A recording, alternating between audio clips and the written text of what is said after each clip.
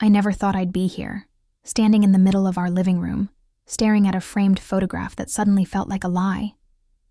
It had been taken just last year, me smiling, him smiling, our arms wrapped around each other as if the world outside didn't exist. We were perfect, or at least that's what I told myself. His name is Michael, my husband, the man I trusted with everything. My heart, my fears, my dreams, and even the quiet little secrets I never shared with anyone else. Our life had always felt steady, comfortable. Friends envied it, family admired it, and I believed it, until that Friday night. I had returned early from work, carrying the exhaustion of a long week and the relief of a weekend finally ahead. The house smelled faintly of cinnamon and vanilla, his favorite candles, no doubt. He was usually waiting with a smile, or at least a lazy wave from the kitchen. But that night, the living room was empty. I hung my coat, kicked off my shoes, and called out softly, "Michael?" "I'm home." No answer. The silence was thick.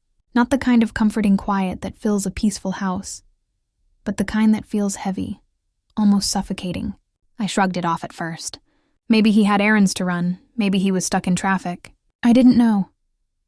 I poured myself a glass of wine, deciding to relax before he arrived. That's when I noticed the faint glow of light coming from the study. I didn't know why, but something nudged me toward it. Something that told me I wasn't going to like what I found. As I peeked inside, I froze. There they were. A woman. And Michael, her laughter. It cut through the warm hum of the room like a knife.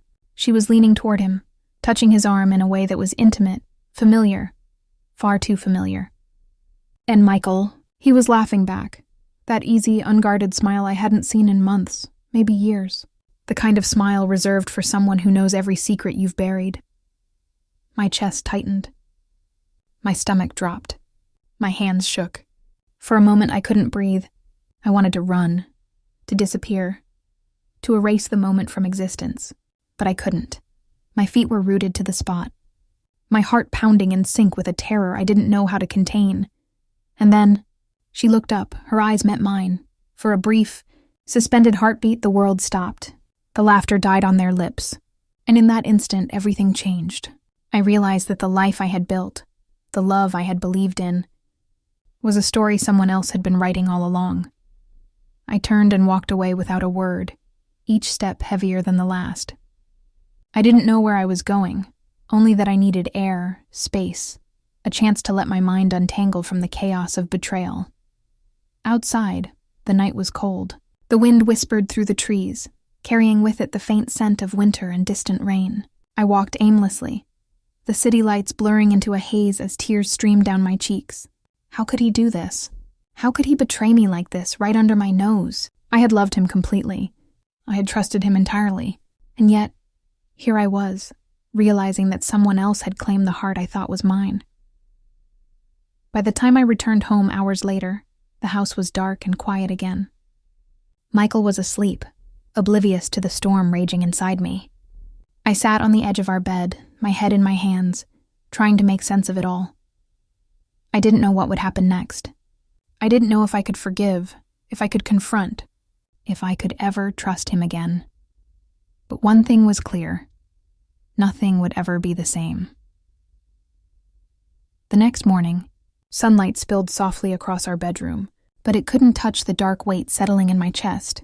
Michael stirred beside me, yawning, rubbing his eyes, completely unaware of the storm inside me. I watched him for a long moment, searching for the man I thought I knew, the man I had given my life to.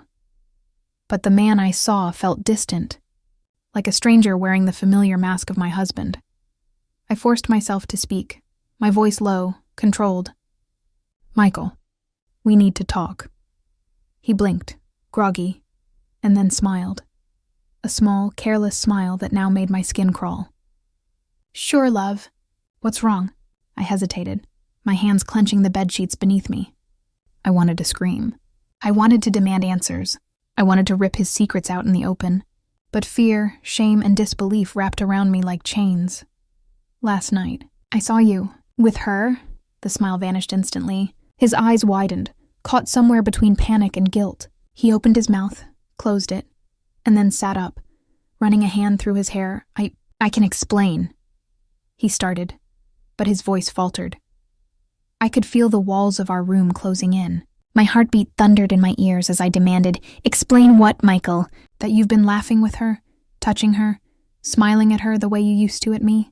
He swallowed hard. "It's not what you think." But I knew it was. I had seen enough. I had felt enough. And the truth burned in my chest like fire. Not what I think? Michael, I saw it with my own eyes. I saw you, with her. Don't lie to me. He looked down, ashamed, finally. The confession hung between us like a noose. I didn't mean for it to happen, he said quietly. I didn't plan it, I swear. It just happened. I laughed bitterly, a sound that made him flinch. Happened? Is that what you call it? Happened? Michael, I trusted you. I gave you my life. And it happened? With her? He reached for my hand, and for a fleeting moment, I wanted to believe him. I wanted to feel the warmth of the man I loved beneath the betrayal. But I pulled away, too raw, too shattered. I need space, I said, my voice trembling. I can't even look at you right now. I don't know who you are anymore. He nodded slowly, silent tears welling in his eyes. For the first time, I saw him as vulnerable, broken too. But it didn't change the truth. The betrayal, the deceit, the way my heart had been carved open while I slept in ignorance. I packed a bag without thinking, grabbing essentials, anything to distance myself from the home that had suddenly become a cage. I left without a word, slamming the door behind me with more force than necessary.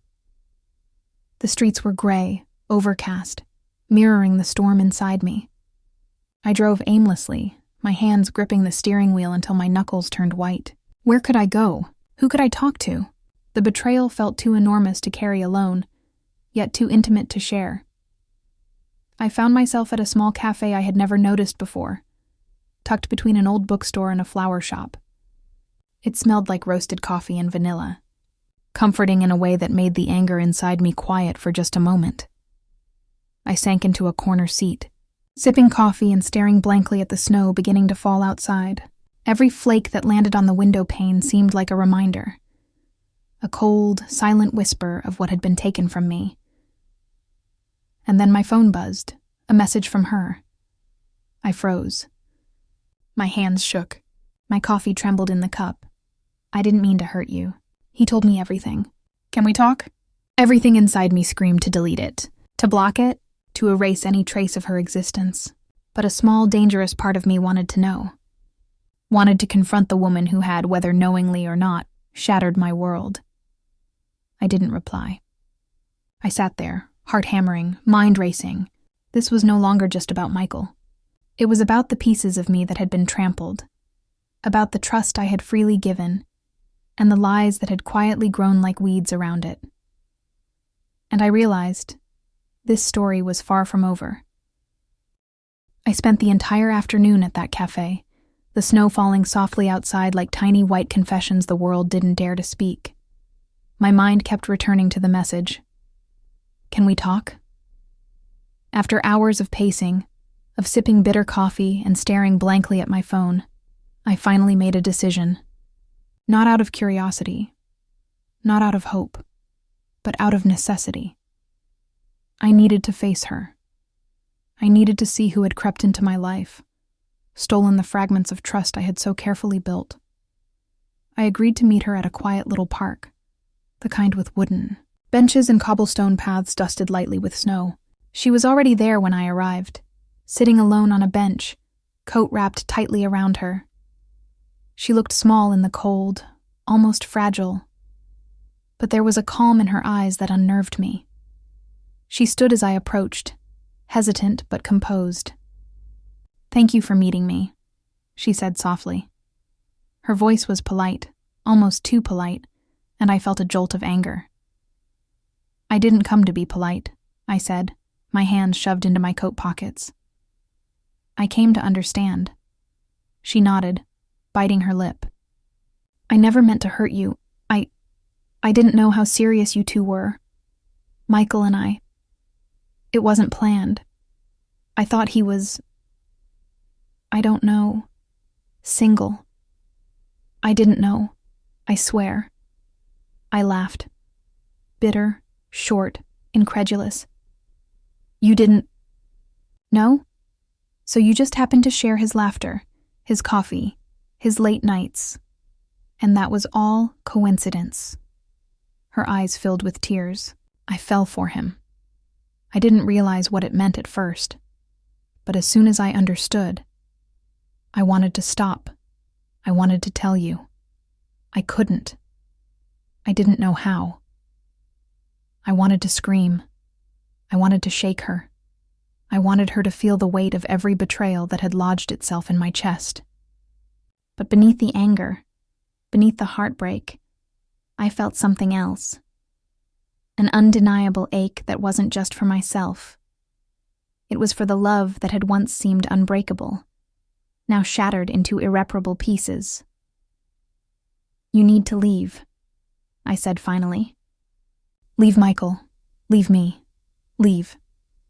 She nodded, accepting my words without protest. And for a moment, I thought maybe this would end here. Maybe this confrontation would be the last thread holding my heartbreak together, severed cleanly, allowing me to rebuild. But the damage had already been done. That night, I returned home, finding the house empty once again. Michael hadn't come back yet, and I didn't know if I wanted him to.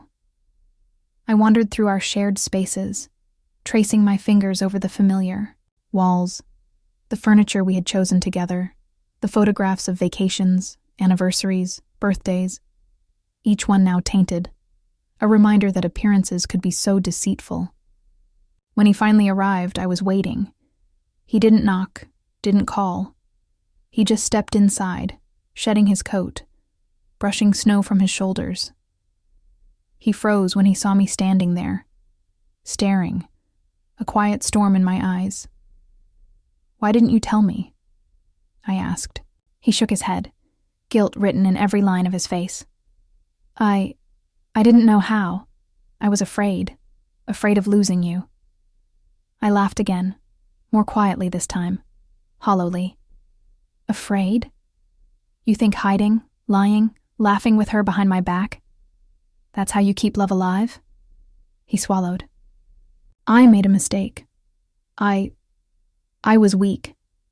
But it didn't mean I stopped loving you. Love? I echoed. Do you even know what that means anymore? Because the man I knew, the one I married, would have never done this. The one I trusted would have never allowed someone else to share what was mine. He stepped closer, reaching out, but I pulled back instinctively. Don't touch me. Not yet. I need time. I need to breathe. I need to remember what it means to trust again, if I ever can. That night, I couldn't sleep. Every memory of him and her replayed in my mind, a looping film I couldn't turn off. Every laugh, every touch, every stolen moment, etched into my memory like a scar. And yet, amidst the hurt, there was a strange, painful longing. A question that wouldn't leave me alone. Could I forgive? Could I rebuild? Or was this betrayal the end of everything I had once believed in? I realized then that the affair wasn't just about them. It was about me, about the cracks I had ignored, the signs I had buried, the way I had allowed comfort to replace awareness. And in that realization, I felt the first spark of strength, a quiet, burning determination not to be defined by their choices. The days that followed were heavy with silence. Michael tried, timidly, carefully, to speak, to explain, to apologize. But words, I realized, were not enough. Trust was not rebuilt through speech alone. It was rebuilt through action, through truth, through unbroken loyalty. And as I sat alone one evening, snow dusting the window panes, I understood something painful and profound. Some love is not meant to be unbroken. Some hearts, even if they desire forgiveness, are too wounded to return to what they once were. I didn't know yet what the future held. If Michael and I could survive this, if our marriage could be saved, if my heart could ever fully trust again. But I knew one thing for certain. I would never be the same woman who had walked blindly into a house filled with lies. I would carry this betrayal with me, yes, but I would also carry the lessons it had taught. And maybe, one day, I would find the strength to forgive. Not just him, not just her, but myself, forever believing that love could never break.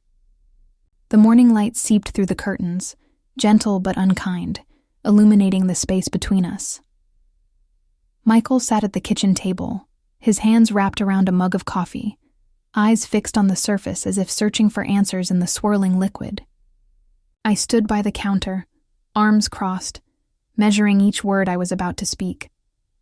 "I don't know if I can do this," I admitted quietly. My voice felt foreign, brittle. "I don't know if I can forgive you. I don't know if I even want to." He looked up, the weight of his guilt heavy in his gaze. "I know," he said softly, "and I don't expect you to.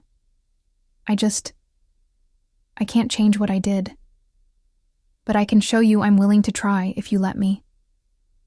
I shook my head, bitter laughter escaping me. "Try? Michael, you shattered the life we built. How do you expect to try and rebuild something after it's been broken?" He didn't answer immediately. Instead, he reached out, hesitating, a shadow of the man I once loved reflected in his movement. "I'll do whatever it takes," he said finally. "Counseling, time, space, whatever you need. I'll wait. I'll wait as long as it takes for you to trust me again. I love you. I've always loved you. That hasn't changed." I swallowed. Hard, the words piercing through the armor of anger I had built around myself. I wanted to believe him. I wanted to believe in the man I married. But every instinct in me screamed caution, fear, and self-preservation. Over the next few days, the tension in our home was tangible. Each interaction was a delicate dance, a test of boundaries. I found myself observing him, noticing small changes, how he paused before speaking, how he avoided certain touches, how he tried to make amends without overwhelming me. And yet, the memory of her lingered, an invisible shadow in every corner of our shared spaces. One evening, he approached me while I was folding laundry, a task I had thrown myself into to avoid facing him. "Can we talk?" he asked softly, his voice careful, measured. I didn't respond immediately, but I didn't walk away either. My hands continued to fold the shirts, each crease a small act of control in a life that had felt suddenly chaotic. "I want to be honest with you," he continued. "Everything I did, I regret. I was weak, I was selfish, and I hurt the one person who mattered most, you. And I don't expect you to forgive me overnight. But I need you to know, every day, that I am choosing you. I am choosing us. If you let me." The words hung in the air, heavy with sincerity. My chest tightened, a mixture of pain and longing. I remembered the man I fell in love with, his laughter, his gentleness, the way he could make ordinary moments feel extraordinary. Could he still be that man? Could we still be us? Days turned into weeks, and slowly, cautiously, we began to navigate the fragile path toward reconciliation. Conversations were careful, honest, and often painful. I demanded transparency, and he offered it fully. Every message, every interaction, every small detail. There was no hiding, no excuses, only truth laid bare.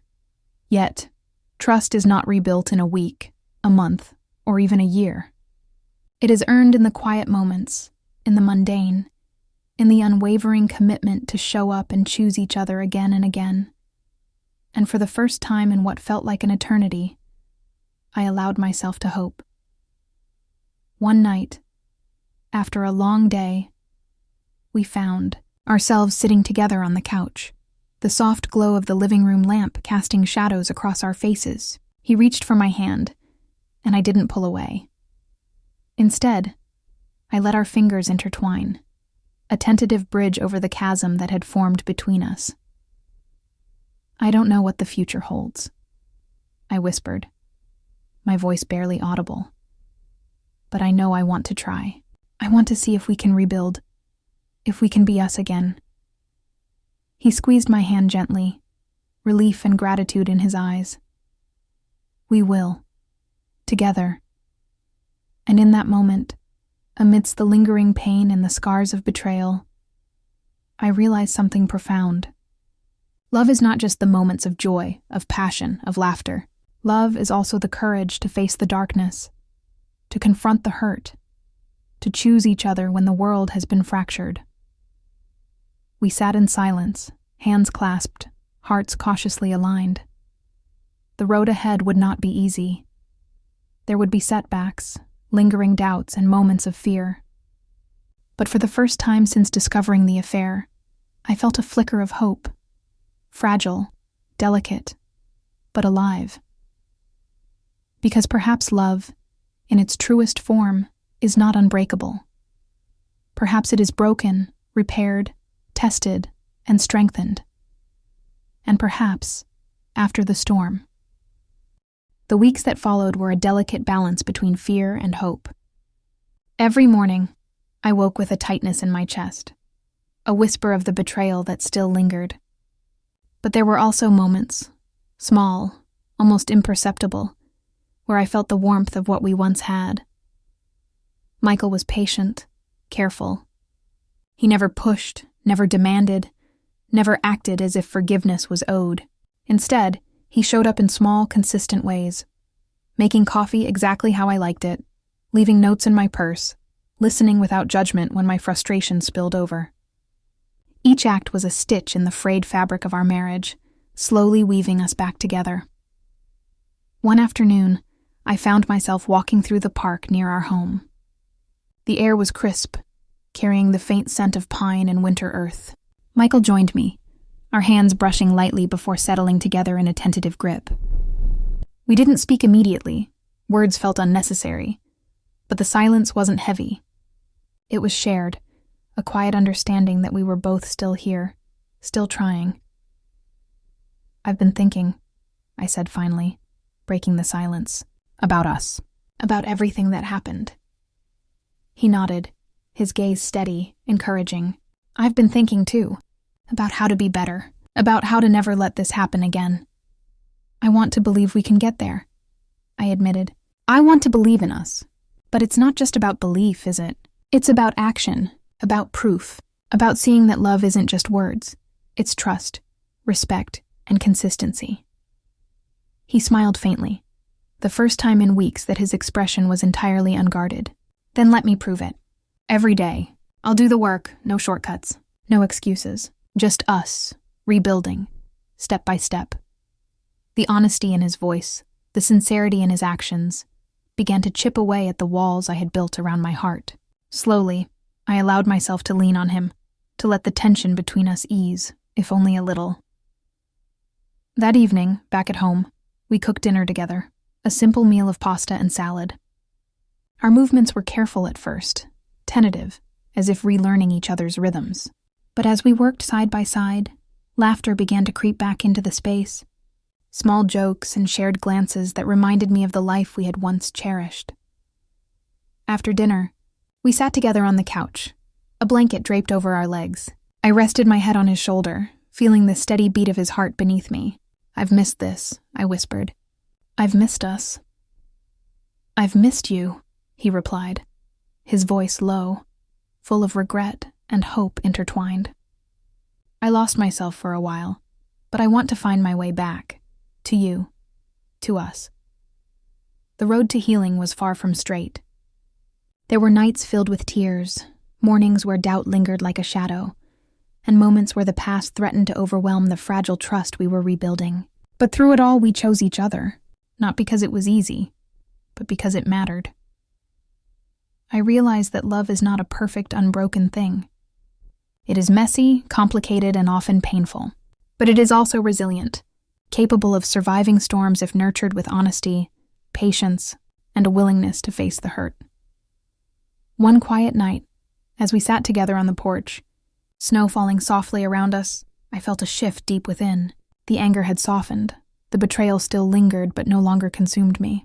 I looked at Michael, really looked at him, and saw not the man who had made mistakes, but the man who had chosen to fight for us, who had refused to let our love die.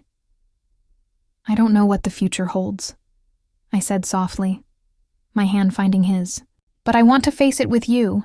Whatever comes, we'll face it together." He squeezed my hand, a reassuring, grounding pressure. "Together," he echoed. "Always together." And in that moment, I understood the truth.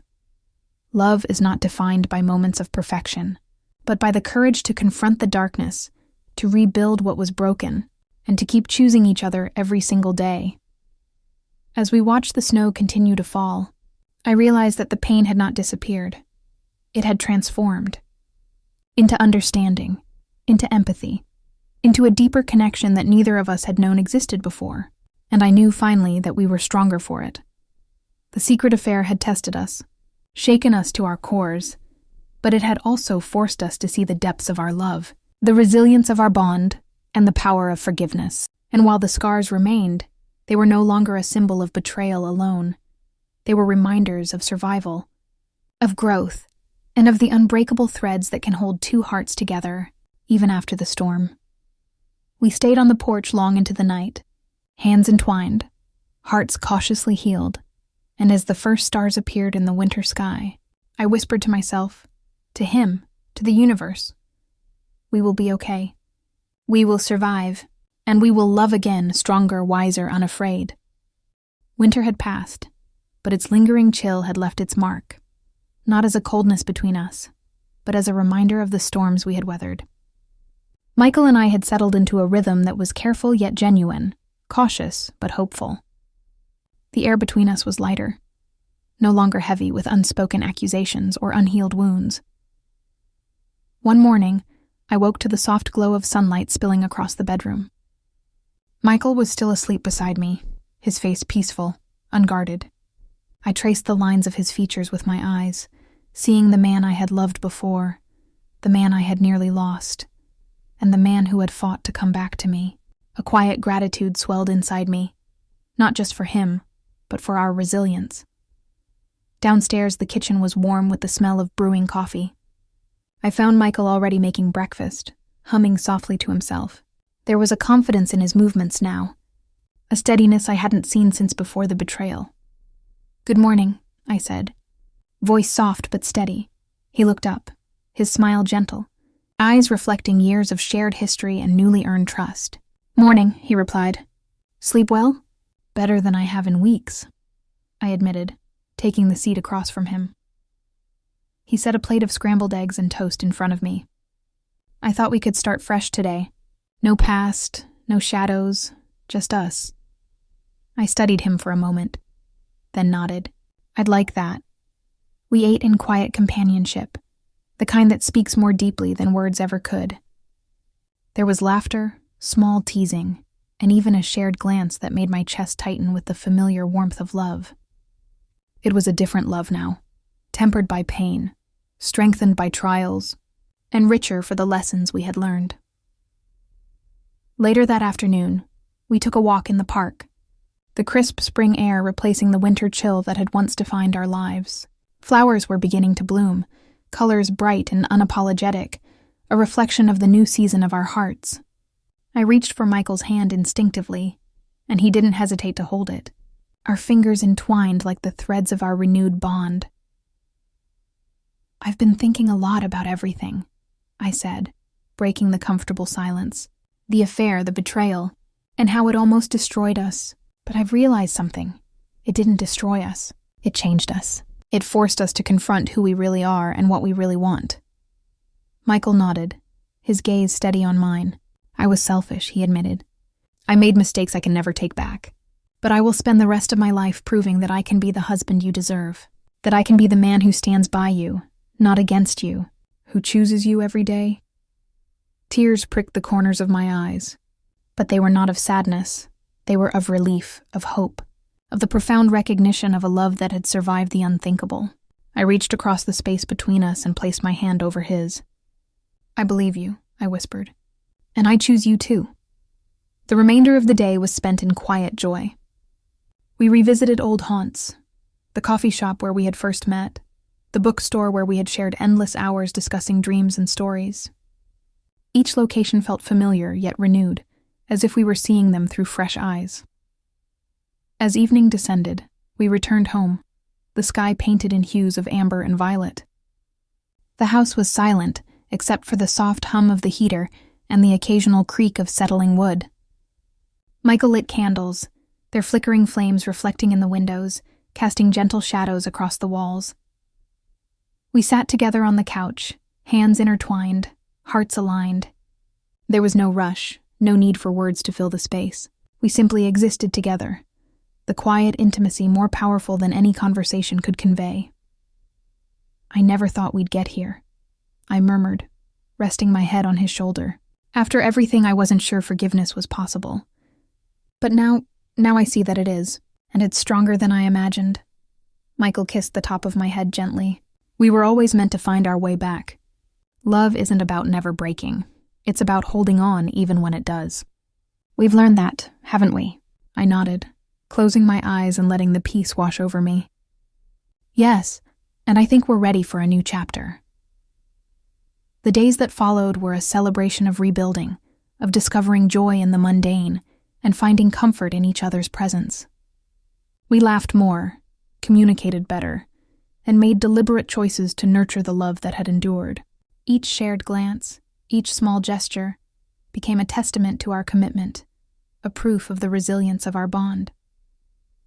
One quiet night, we sat by the window, watching the city lights twinkle in the distance. Michael's hand rested over mine, and I felt a profound sense of gratitude for the pain that had taught us, for the forgiveness that had healed us, and for the love that had survived the storm. "I love you," he said softly, his voice steady and unwavering. "I love you too," I replied, meeting his gaze. And in that moment, I knew that we had not only survived, but had grown stronger together. The secret affair, which once loomed over our lives like a dark storm cloud, had become a catalyst for transformation. It had forced honesty, demanded courage, and ultimately had guided us back to the essence of what we shared.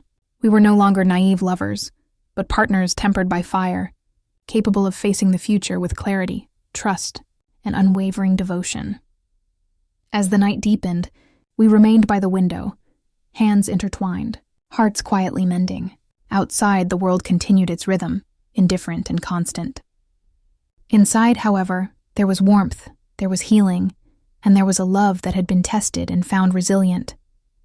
For the first time in a long while, I felt truly whole. We had navigated the darkness, confronted the pain, and emerged on the other side, not untouched, but unbroken. And as I drifted off to sleep that night, Michael's hand over mine, I whispered silently, "This is our beginning. Our love, our life, our story, stronger, wiser, and unafraid."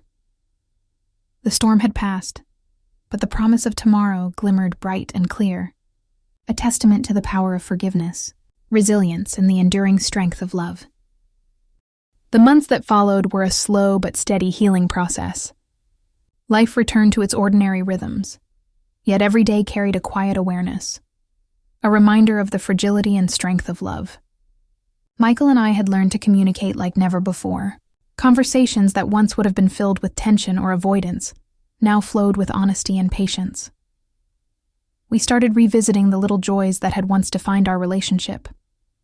Sunday mornings were spent making pancakes together, a mess of flour and laughter filling the kitchen. We would walk hand in hand through the city streets, sharing stories, noticing the world around us with renewed curiosity. Every small gesture, every shared glance, became a reassurance that the bond we had almost lost was being rebuilt, brick by brick. One evening, I found myself sitting on the porch alone, sipping tea and watching the sunset paint the sky in shades of pink and gold. The quiet was comforting, but also reflective. I thought about the affair, about the hurt, the betrayal, and the long nights of doubt. I realized that while pain had once defined those memories, they no longer held the same power. Instead, they had become lessons, stark, unforgettable, but ultimately transformative. Michael joined me, carrying a blanket and 2 steaming mugs of tea. "Mind if I join you?" he asked, settling beside me. "Not at all," I replied, smiling softly. We sat in silence for a while, the wind whispering through the trees, the city murmuring in the distance. "You know," I said finally, "I never imagined we'd be here like this. Not after everything, but I'm grateful we are." Michael looked at me, his eyes gentle. "I am too. Every mistake I made, every moment of weakness, it brought us here. Not that it excuses anything, but it forced us to confront ourselves, to grow, to really see each other." I nodded, leaning my head against his shoulder. "I think love is like that," I murmured. "It's not perfect. It's messy. It hurts, but it's also patient, forgiving, and resilient. We just have to be willing to face the hard parts and not give up." Michael kissed the top of my head. "I'll never give up on us. Not now, not ever. I've learned what matters. And it's this. You, us, our life together. That's all I need." The intimacy we shared in those moments was quiet, understated, but profoundly deep.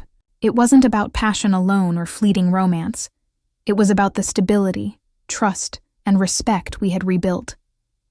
And in that foundation, love had room to flourish again, free from the shadows that had once threatened it. Over the following weeks, we began making plans for the future. Small trips, home projects, new hobbies to explore together. Every plan was a symbol of commitment, of choosing each other every day, consciously and deliberately. We laughed more, argued less, and listened more intently. Every smile, every touch, every shared silence reinforced the bond that had been tested and survived. One chilly morning, Michael surprised me with a trip to the mountains, a place we had dreamed of visiting together for years, but had postponed countless times.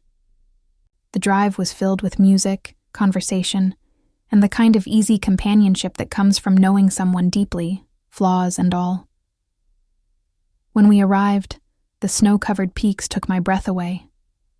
We hiked hand in hand, each step a testament to the journey we had taken, through pain, through fear, through doubt, and into this newfound clarity. At the summit, I looked at Michael, the wind tugging at our coats. The world spread wide before us. "I never thought we'd make it here," I said. Voice soft, eyes bright. "We did," he replied simply, squeezing my hand. "Because we chose each other. Every single day." I smiled, feeling a warmth that had nothing to do with the sun. "I choose you," I whispered. "And I choose you," he said, his voice strong, unwavering. As we stood there, the mountains stretching endlessly around us, I realized that the secret affair, which had once seemed like an insurmountable shadow, had instead become a turning point. It had challenged us, shaken us, and ultimately strengthened us. And now, with the past behind us and the future ahead, we could step forward together, not naive, not untested, but whole, resilient, and deeply in love. That night, by the fire in our mountain cabin, we held each other close, listening to the crackle of flames and the quiet whispers of the world outside. I thought about the long road we had traveled, the mistakes, the heartbreak, the uncertainty, and I felt a profound sense of peace. We had survived the storm, and in doing so, had found something rarer and more precious than perfection, a love that had endured, grown, and evolved, as sleep finally claimed us, tangled in blankets in each other's arms. I realized the truth. Love is not about never falling. It's about finding the strength to rise again.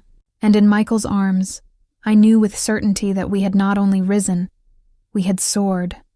From that day forward, every morning held promise, every evening held gratitude, and every moment between us was a quiet celebration of the love we had fought for, nurtured and ultimately reclaimed. The secret affair had tested us, but it had not defined us. We had defined ourselves, together, stronger than ever. I never thought a single weekend could change everything. Not in the way it did. Not in a way that left me questioning every choice I had ever made, every trust I had ever given. I always believed I knew my life, my marriage, my limits. I believed I understood the boundaries of love. But life, it seems, has a way of teaching lessons we are unprepared for in the moments we least expect. It started on a rainy Friday evening. The sky had been gray and restless all day, clouds heavy with the promise of a storm. I was sitting by the window, nursing a glass of wine, listening to the rhythmic tapping of rain against the glass. Michael, my husband, had left for a business trip early that morning. The house, large and familiar, felt emptier than usual. Quiet, predictable, almost safe. That night I hadn't expected anything unusual. I thought it would be another lonely weekend filled with Netflix, takeout, and the gentle hum of my own thoughts. And then the doorbell rang. I frowned, checking the clock. Nearly 9 p.m. Far too late for friends. Far too late for family. My heart picked up, uncertain. Who could it be? I hesitated, feeling a flutter of curiosity and unease. Setting down my glass, I walked across the polished hardwood floor. Each step felt heavier than the last, my chest tightening. When I opened the door, my heart nearly stopped. There he was. James. Michael's old college friend. Someone I had met only a handful of times, but whose presence was unforgettable. Tall, broad-shouldered, with dark hair plastered against his forehead from the rain, and eyes that seemed to pierce straight through me. "Hi," he said, his voice deep and smooth, yet carrying an almost apologetic edge. I hope I'm not intruding. No, of course," I stammered, stepping aside to let him enter. My mind raced. Why was he here?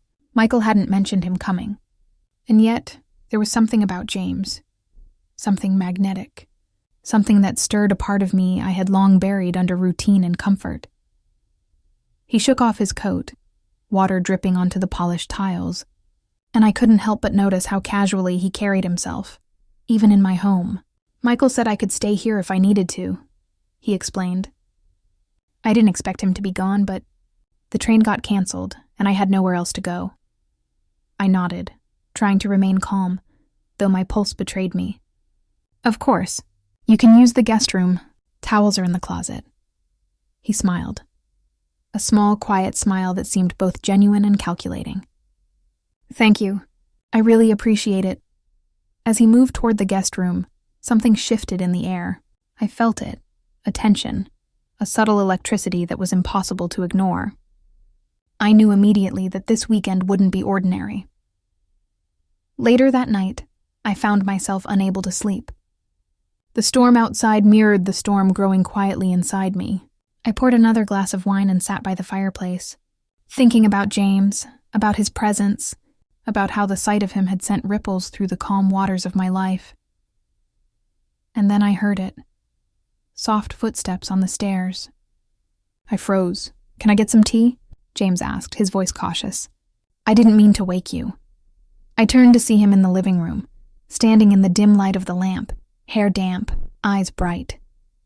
There was something vulnerable in his posture, something that made my chest ache with a strange mix of protectiveness and something else I didn't want to name. "Of course," I said, motioning to the kitchen. "I'll make it for both of us." We sat together at the kitchen table, the storm roaring outside, the house warm and quiet.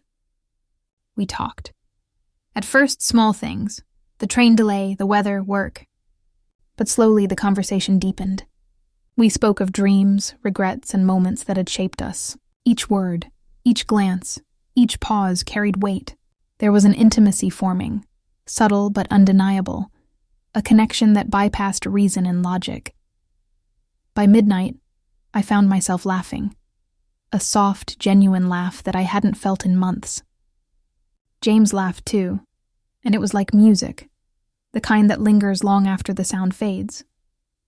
I caught myself watching him, noticing the way his eyes softened when he smiled, the slight tilt of his head when he listened. It was dangerous, I knew. I should have stopped it. I should have reminded myself of Michael, of the vows we had made, of the life I had built. But I didn't. Not yet. The next morning, sunlight streamed through the curtains, catching on the steam of coffee cups. James had made breakfast. Scrambled eggs, toast, coffee. Simple, yet somehow perfect. He handed me a plate with a shy smile, and I felt a pang in my chest. "You don't have to do this," I said softly, though I knew I was enjoying it more than I should. "I wanted to," he said, eyes meeting mine. "I like taking care of people, even strangers sometimes." We ate in quiet, our hands brushing occasionally, sending sparks through me I didn't know I was capable of feeling again. By late morning, I found myself restless, wandering the house with a strange, guilty excitement. James watched me with curiosity, as if he could see every thought, every hesitation, every secret flicker of desire. The weekend passed in a blur of shared moments, walks in the rain, quiet conversations, stolen glances, lingering touches. It was intoxicating, overwhelming, and terrifying. I knew this attraction was wrong, yet I couldn't resist it.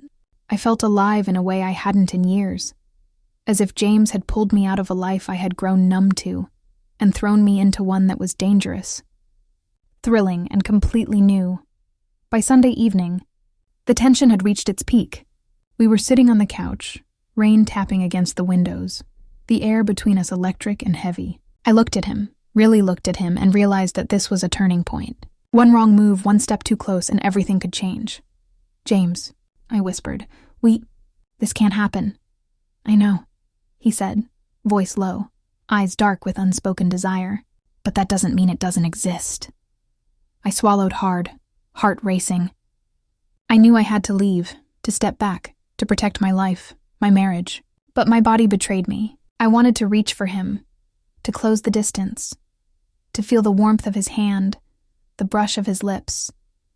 And in that moment, everything became painfully real. The affair I never saw coming wasn't about lust, not entirely. It was about connection, about the recognition of a part of myself I had buried. It was about danger, about thrill, about the undeniable pull of someone who understood me in ways I hadn't realized I'd been starving for. By Monday morning, Michael returned. James left quietly, leaving only a note. "Thank you for the weekend. I won't forget it. I hope you find clarity and peace." Michael hugged me as if nothing had changed. And yet everything had. The secret affair had awakened something in me, something raw and undeniable. I didn't act on it, but I couldn't ignore it. It lingered in my mind, in my heart, a shadow and a spark at the same time. In the days that followed, I realized that love and desire are rarely neat. They are messy, unpredictable, and sometimes painfully honest. I had been given a glimpse of temptation, of something forbidden, and it had forced me to confront the truths I had ignored for years. I spoke to Michael honestly, about my feelings, about my struggles, about the weekend.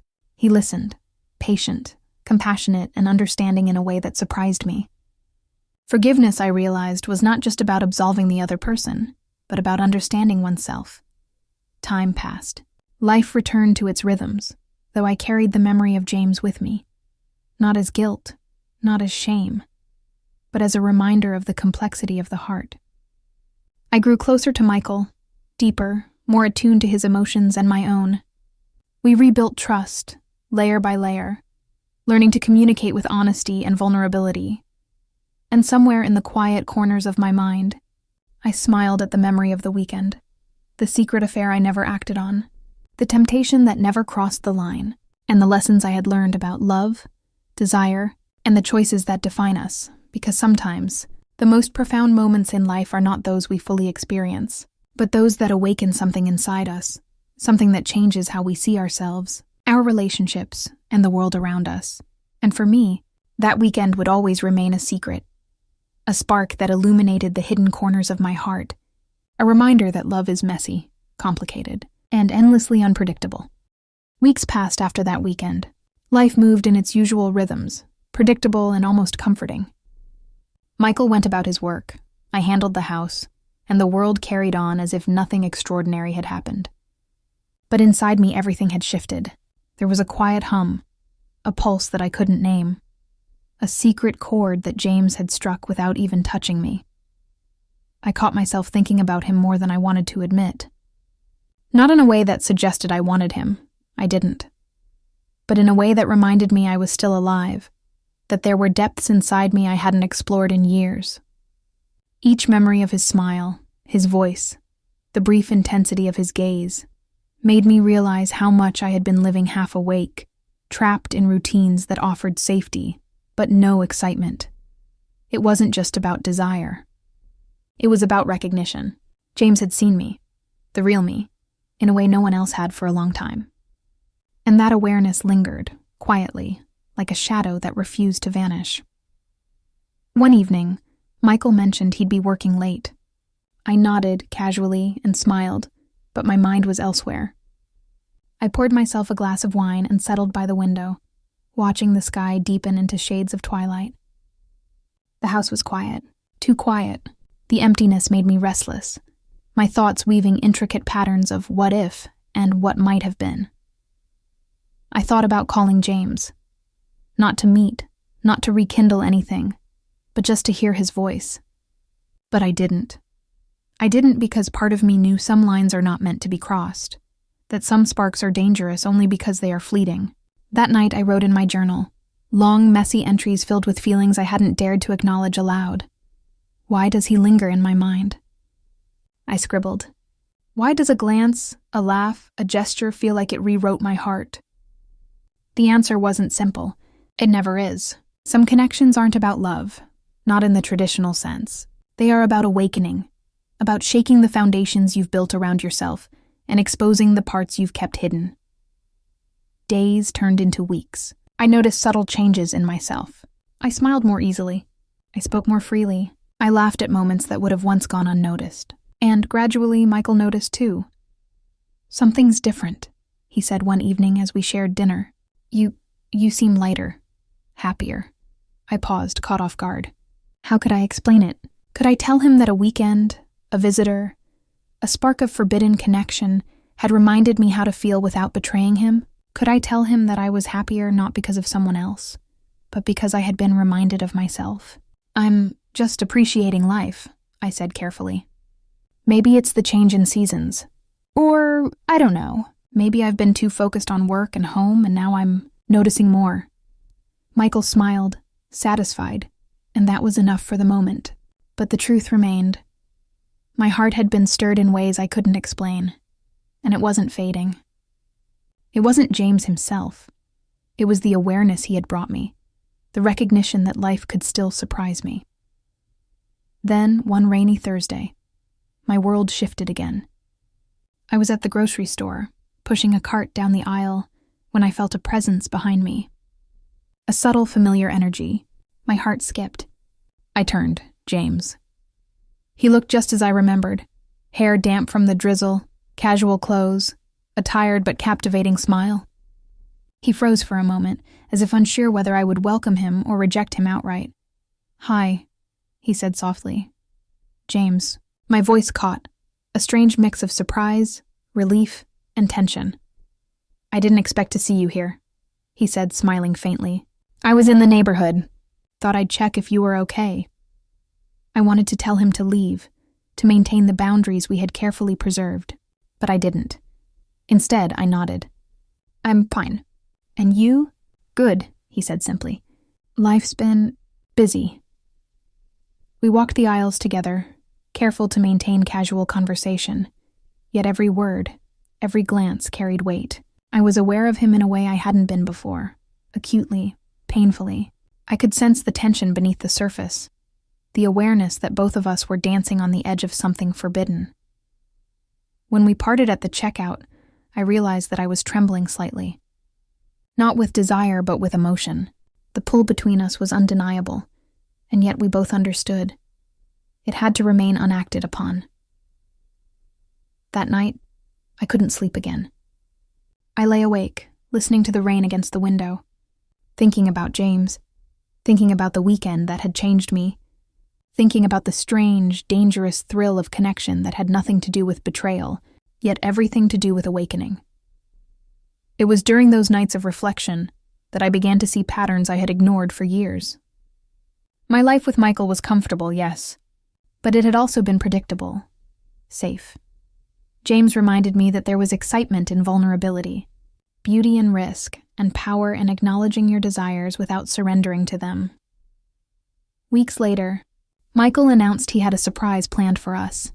A weekend getaway to a secluded cabin, away from the city, away from work, away from routine. I agreed, excited to spend uninterrupted time together. But there was a subtle fear, a quiet anxiety. What if James came back into our lives? What if the spark I had felt reignited?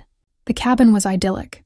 Nestled in the woods, surrounded by towering pines and the distant hum of a river, it felt like a different world.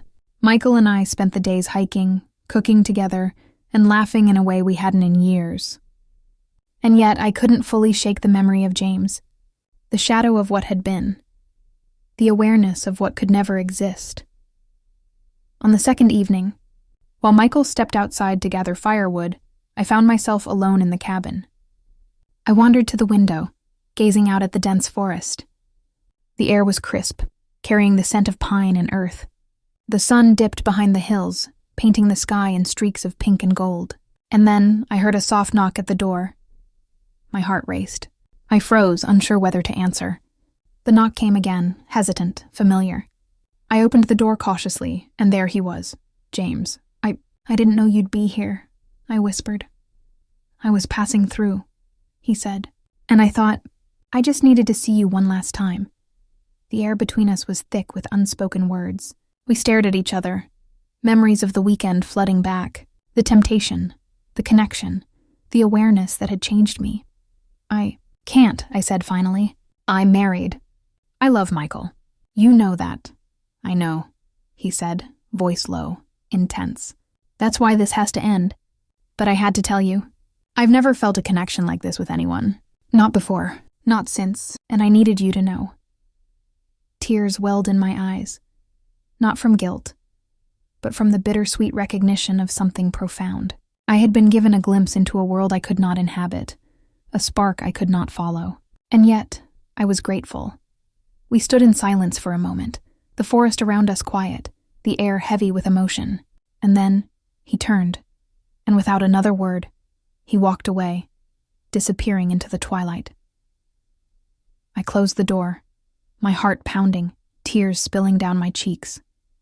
That night, I lay awake beside Michael, holding his hand, and I realized that love is not always about temptation or desire.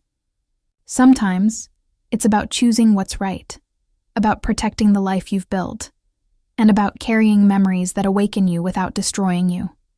Days turned into weeks, weeks into months. James never returned. The memory of him lingered, yes, but it became less of a weight and more of a lesson.